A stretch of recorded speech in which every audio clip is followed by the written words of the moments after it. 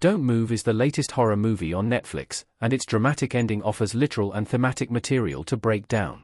Don't Move's cast is led by Kelsey Asbill, Yellowstone, and Finn Wittrock, American Horror Story, who play Iris and Richard.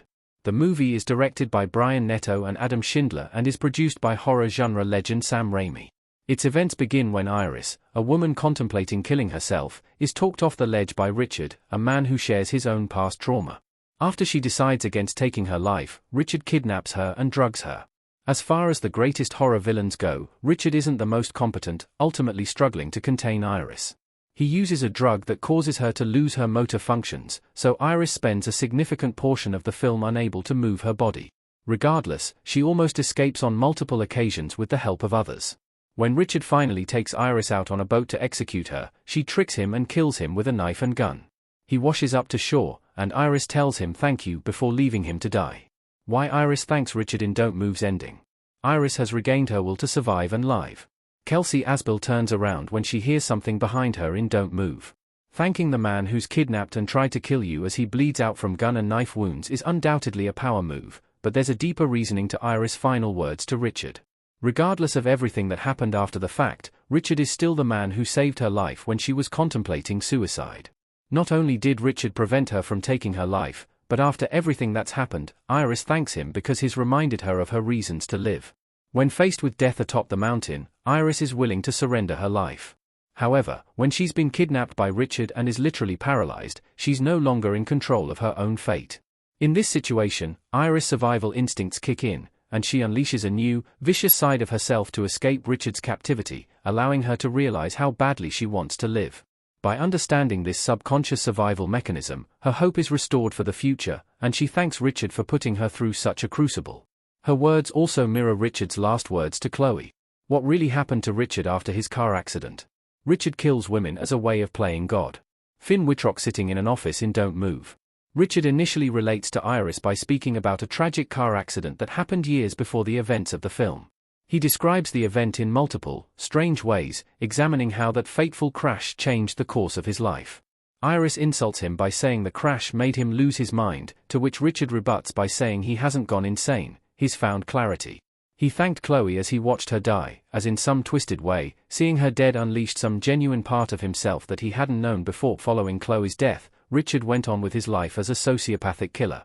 The phone call scene shows that he has a wife and daughter but leaves them regularly for retreats to his cabin in the woods, where he's been killing women. Richard's hope seems to be to recreate the feeling he had when he saw Chloe die, which he thinks has some profound spiritual value. It's all a very twisted reaction to the shock of Chloe's death that either rewired his brain or brought out a part of him that was always buried inside. How Iris escapes the burning house in Don't Move. Iris chooses a chance to live with Richard over death to fire. Kelsey Asbill lies still in Don't Move.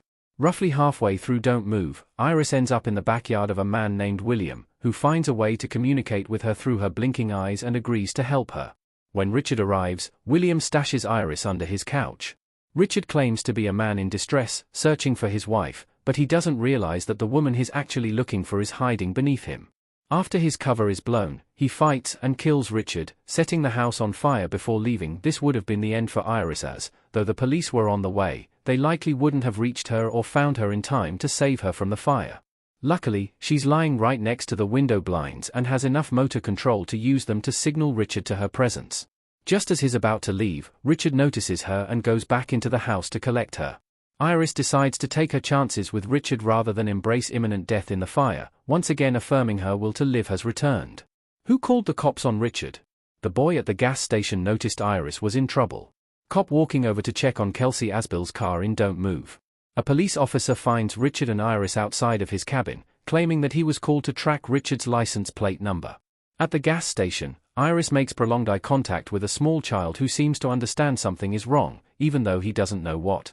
The boy is shown to be with his mother, so it's most likely that he alerted her, and she called the police. What is Richard's real name? Who knows if is who he claims to be? Finn Wittrock plays a terrific villain in Don't Move, but it's unclear if Richard is actually the character's name. At another moment in the film, he introduces himself as Andrew. At another point, Iris directly mentions that she doesn't know his actual name, raising some questions about its significance. For all the audience knows, Richard could be his actual name, but the obscurity of this matter is likely to demonstrate that there's both truth and untruth in everything he says. The real meaning of Don't Move's ending explained. Don't Move is about Iris being freed to live again. Kelsey Asbill's hand paralyzed in Don't Move. As mentioned, the main idea of Don't Move is that Iris finds her will to live after reaching the brink of death. She's a mother who recently lost her son, Matteo, and has lost her will to go on. But then she meets Richard, a man who kills women to embrace the feeling of playing God.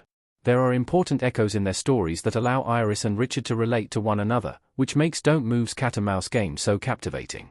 Names like Matteo and Chloe circulate in Richard's lies, demonstrating a twisted connection between them. They're two people who suffered from immense tragedy but reacted to it in very different ways. Don't Move is about Iris overcoming Richard, allowing her to escape from her grief and rediscover hope for a new chapter in her life.